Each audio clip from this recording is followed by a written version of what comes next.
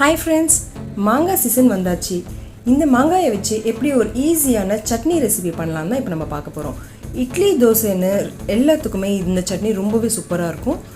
எப்படி இதை குயிக்காக பண்ணலான்ட்டு பார்க்கலாம் வாங்க.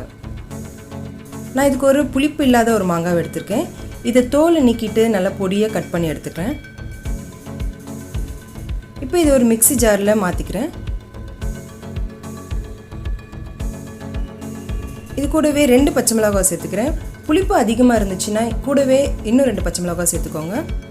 அடுத்ததாக 5லேருந்து 6 பல் பூண்டு சேர்த்துக்கிறேன்.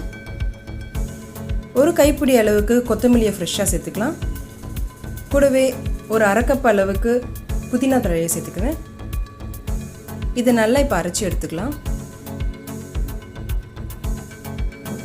இது கூட 2லேருந்து 3 டேபிள் ஸ்பூன் அளவுக்கு தண்ணி சேர்த்து நல்லா அரைச்சி எடுத்துக்கோங்க.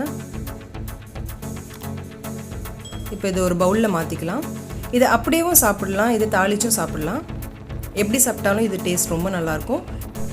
இப்போ இதுக்கு தேவையான அளவுக்கு உப்பு சேர்த்து கலந்து விட்டுக்கலாம்.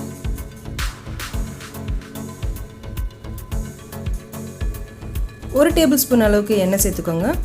அரை டீஸ்பூன் அளவுக்கு கடுகு, அரை டீஸ்பூன் அளவுக்கு சீரகம் சேர்த்துக்கலாம். கூடவே ஃப்ரெஷ்ஷான கருவேப்பிலை சேர்த்து நல்லா பொரிய விட்டுக்கலாம். இப்போ இதை சட்னி கூட மிக்ஸ் பண்ணிக்கோங்க. அவ்வளோதான், சூப்பரான சட்னி ரெசிபி ரெடி ஆகிடுச்சு.